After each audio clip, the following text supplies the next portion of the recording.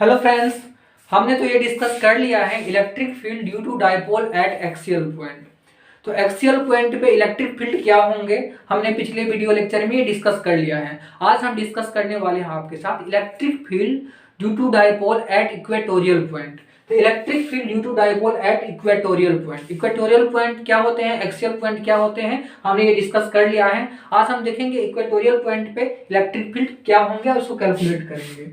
Suppose एक dipole है, plus Q charge होते हैं इसमें और एक माइनस क्यू चार्ज होते हैं। ये एक डाइपोल है। तो यहाँ पे हमने एक डाइपोल बनाया जिसमें एक प्लस क्यू चार्ज है और एक क्या है, माइनस क्यू चार्ज है। यहाँ पे प्लस क्यू चार्ज है और यहाँ पे माइनस क्यू चार्ज है। इसके बीच में डिस्टेंस कितने होते हैं, इसके बीच में 2a डिस्टेंस होते हैं। यहाँ पे a इस साइड, a इस साइड, टोटल डिस्टेंस क्या होता है, 2a होता है। अब हम बात करेंगे इक्वेटोरियल पॉइंट पे। इक्वेटोरियल पॉइंट यही होंगे ना, इक्वेटोरियल पॉइंट ये होंगे। तो यहाँ पे हम इलेक्ट्रिक फील्ड कैलकुलेट करना चाहते हैं। सपोज इक्वेटोरियल पॉइंट P पे यदि ये प्लस क्यू चार्ज है और यहाँ पे माइनस क्यू चार्ज है, इस पॉइंट को P मानते हैं, इस पॉइंट को हम P पॉइंट मानते हैं। तो यहाँ पे हम इलेक्ट्रिक फील्ड कैलकुलेट करेंगे, नेट इलेक्ट्रिक फील्ड कैलकुलेट करेंगे इस डाइपोल 2 चार्ज के कारण।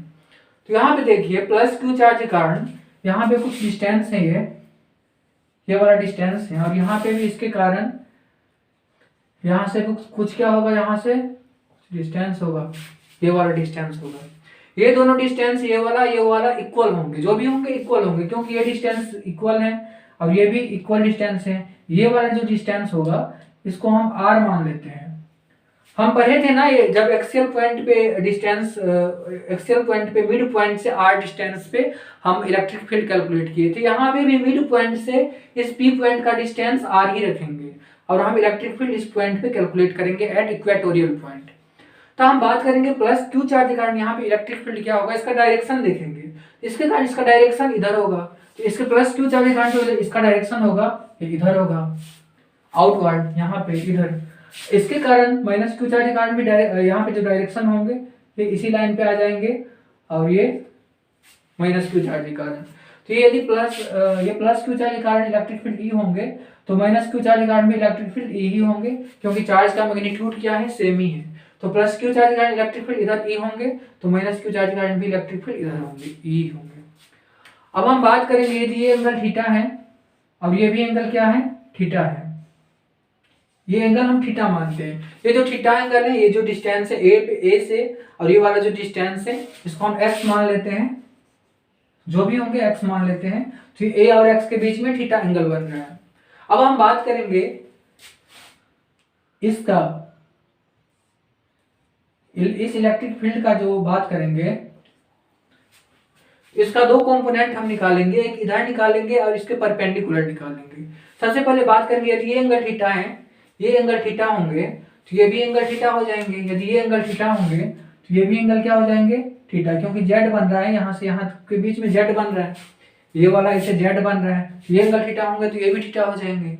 और ये एंगल यदि थीटा होंगे तो ये भी एंगल क्या हो जाएंगे, थीटा ही हो जाएंगे।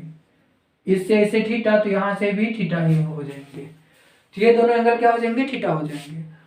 अब इस इलेक्ट्रिक फील्ड का दो कंपोनेंट होंगे, इस इलेक्ट्रिक फील्ड का दो कंपोनेंट एक इधर होंगे जो होंगे ई कॉस थीटा, ई कॉस थीटा, और इस इलेक्ट्रिक फील्ड का एक कंपोनेंट इधर होंगे नीचे, नीचे जो होंगे ई साइन थीटा। तो इस इलेक्ट्रिक फील्ड का टू कंपोनेंट, एक कंपोनेंट ई कॉस थीटा इधर और एक कंपोनेंट नीचे इसके परपेंडिकुलर ई साइन थीटा। वैसे ही इस इलेक्ट्रिक फील्ड का भी दो कंपोनेंट होंगे, इस इलेक्ट्रिक फील्ड का भी दो कंपोनेंट होंगे, एक होंगे इधर ई कॉस थीटा, एक होंगे ऊपर ई साइन थीटा। तो यहाँ पे इस इलेक्ट्रिक फील्ड का भी टू कंपोनेंट, एक इधर होंगे ई कॉस थीटा और एक इधर होंगे जो होंगे ये कंपोनेंट होंगे ई साइन थीटा। तो इस इलेक्ट्रिक फील्ड का दो कंपोनेंट, एक इधर ई कॉस थीटा, एक इधर ई साइन थीटा। अब देखिए यहाँ पे ई साइन थीटा ये वाला कंपोनेंट और ये वाला कंपोनेंट एक दूसरे के अपोजिट है, ये कंपोनेंट एक दूसरे के क्या है, अपोजिट है। बट ये कंपोनेंट ई कॉस थीटा और ये भी कंपोनेंट ई कॉस थीटा, तो यहाँ पे दो कंपोनेंट है E cos theta plus E cos theta. तो यहाँ पे दो कंपोनेंट है E cos theta plus E cos theta, two E cos theta हो जाएंगे यहाँ पे। और ये कंपोनेंट कैंसिल हो जाएंगे, तो यहाँ पे जो नेट इलेक्ट्रिक फील्ड हो जाएंगे वो हो जाएंगे net electric field 2E cos theta. तो ई पी पॉइंट पे एक इक्वेटोरियल पॉइंट पी है जिस पे नेट इलेक्ट्रिक फील्ड क्या हो जाएंगे 2E cos theta, 2E cos theta. हम बात करेंगे x, तो x कैसे निकालेंगे, यहाँ पे x हो जाएंगे वो पाइथागोरस थ्योरम से under root r square plus a square, ये r square plus a square, इस ट्रेंगल में हम x निकालेंगे r square plus a square, तो r square plus a square, ये x हो जाएगा r square plus a square. यहाँ से हम लिख सकते हैं x equal to r square plus a square का होल पावर 1/2 भी लिख सकते हैं, ऐसे भी इसको लिख सकते हैं। अब हम बात करेंगे net electric field 2E cos theta, 2E cos theta. तो इलेक्ट्रिक फील्ड का बात करेंगे E at point P equal to क्या हो जाएंगे 2, इलेक्ट्रिक फील्ड क्या हो जाएंगे माइनस क्यू चार्ज के कारण चाहे प्लस क्यू चार्ज के कारण, इस पॉइंट पे इलेक्ट्रिक फील्ड दोनों चार्ज के कारण इक्वल होंगे जो भी होंगे, के क्यू बाय आर स्क्वायर होते हैं इलेक्ट्रिक फील्ड। यहाँ पे के क्यू बाय आर क्या है एक्स है, इस यहाँ से भी डिस्टेंस एक्स है, यहाँ से भी डिस्टेंस एक्स है, तो यहाँ पे हो जाएंगे के क्यू बाय एक्स स्क्वायर, तो ये इलेक्ट्रिक फील्ड हो जाएंगे। अब cos थीटा का बात करेंगे तो cos थीटा इस ट्रेंगल से हम देख सकते हैं, इस ट्रेंगल से चाहे इस हाफ ट्रेंगल चाहे इस ट्रेंगल से, इस हाफ ट्रेंगल इस हाफ ट्रेंगल से हम यहाँ पे cos थीटा का वैल्यू फाइंड आउट कर सकते हैं। तो यहाँ पे cos थीटा क्या हो जाएगा b बटा हाइपोटेनियस, तो a बाय h, तो b बाय h यानी कि a बाय x, यहाँ पे हो जाएंगे a by x, cos theta equal to b by h, तो यहाँ से a बाय x। इसके बाद हम बात करेंगे E at point P equal to हो जाएंगे 2 के क्यू ए, और नीचे में जो हो जाएंगे ये एक्स क्यू हो जाएंगे, एक्स क्यू। अब हम बात करेंगे एक्स तो मैंने फाइंड आउट कर लिया है हमने, तो यहाँ पे एक्स का वैल्यू यहाँ पे पुट कर देंगे, तो E at point P equal to हो जाएंगे के क्यू इंटू 2a, ऐसे हम इसको अरेंज कर सकते हैं। और नीचे में हम लिख सकते हैं इसको r square plus a square का अंडर रूट, या इसको लिख सकते हैं इसे पावर में 1/2 इसके होल पावर में q, क्योंकि ये मैंने x के जगह पे ये पुट कर दिया टोटल, तो यहाँ पे q ऑलरेडी है तो इसका होल हो जाएंगे होल q में। इसके बाद E at point P find out करेंगे, तो ये क्या हो जाएंगे के क्यू इंटू 2a, तो q इंटू 2a क्या होता है, ये तो p होता है, हमको मालूम ही है ना p होता है, q इंटू 2a क्या होता है p होता है। तो हम यहाँ पे लिख सकते हैं p, तो यहाँ पे लिख देंगे 2kp, और नीचे में लिख देंगे x square plus a square, sorry r square plus a square, r square plus a square का होल पावर 3/2 लिख सकते हैं यहाँ पे, क्योंकि 3 m इंटू एन हो जाता है ना, x का पावर m उसका होल पावर n, x का पावर mm, इसको सीधा मल्टीप्लाई पावर को कर देते हैं तो 3/2 पावर में। अब हम बात करेंगे आर स्क्वायर ए स्क्वायर में, तो यहाँ पे भी r is greater than the a। क्यों होते हैं r ग्रेटर देन a, क्योंकि यहाँ पे ये जो r होता है ये बहुत ज्यादा है a से, ये a बहुत छोटा सा डिस्टेंस है, ये भी h बहुत छोटा सा डिस्टेंस है, और ये वाला जो डिस्टेंस हम जहाँ पे कैलकुलेट करते हैं इलेक्ट्रिक फील्ड ये बहुत बड़ा है कंपेयर टू इस छोटा सा डिस्टेंस के। तो यहाँ पे r is greater than the a, हम वहाँ पे भी ये करते थे r is greater than the a, यहाँ पे भी ये लिखेंगे r बहुत ज्यादा है a से, तो यहाँ पे भी लिख सकते हैं हम r square minus a sorry plus a square को हम इसको लिख सकते हैं लगभग में इक्वल टू लिख सकते हैं आर स्क्वायर, यहाँ पे भी लिख सकते हैं। अब देखिए ईपी को लिखते हैं, यहाँ पे ईपी इक्वल टू क्या है, सॉरी यहाँ पे केपी है, क्योंकि के और ये क्यू इंटू 2 क्या होता है पी, तो यहाँ पे केपी और नीचे में क्या हो जाएंगे r square plus a square को हमने आर स्क्वायर लिख दिया, तो r square plus a square को हमने क्या लिख दिया आर स्क्वायर, तो आर स्क्वायर का होल पावर 3/2 लिख सकते हैं इसको।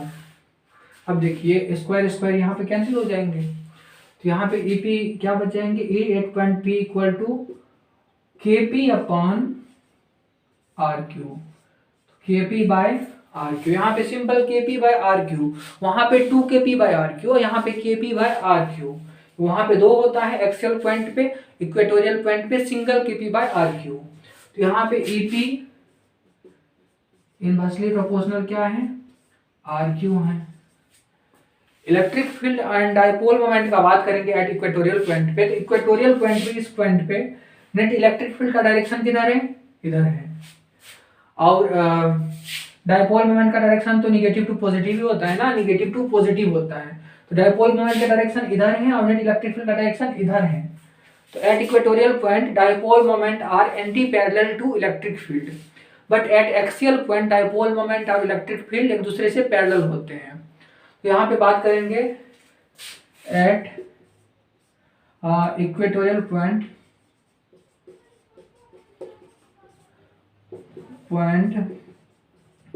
डाइपोल मोमेंट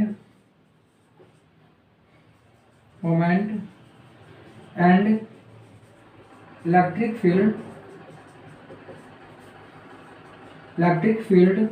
आर एंटी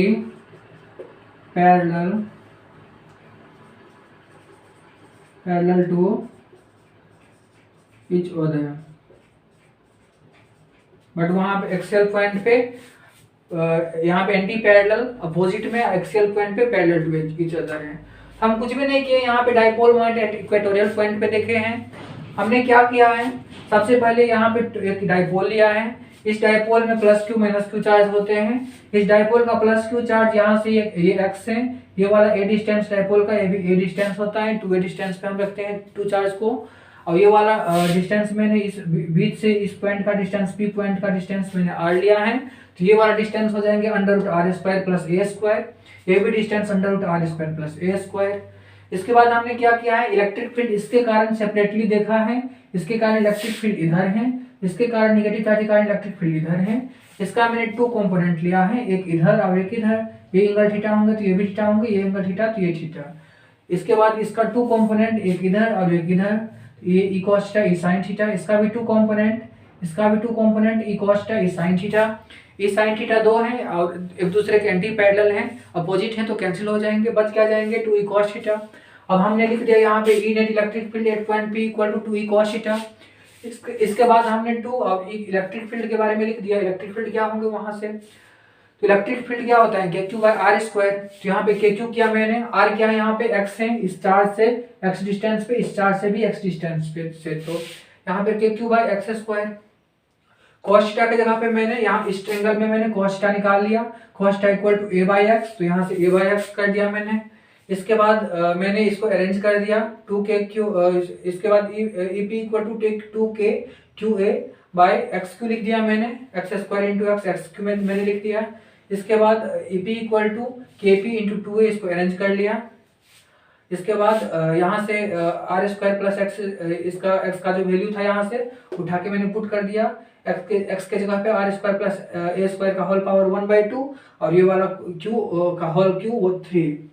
इसके बाद यहाँ पे EP इक्वल टू KP, क्योंकि यहाँ पे Q इंटू 2A क्या होता है P, तो KP by x r square plus a square का होल पावर 3/2। यहाँ से हो जाएंगे 3/2, मल्टीप्लाई कर देंगे पावर को। इसके बाद हमने क्या किया, यहाँ पे R बहुत ज्यादा है बड़ा A से कंपेयर टू A, तो r square plus a square को हमने आर स्क्वायर लिख दिया। तो आर स्क्वायर का यहाँ इसको हम आर स्क्वायर लिख दिए, यहाँ पे हमने लिख दिया।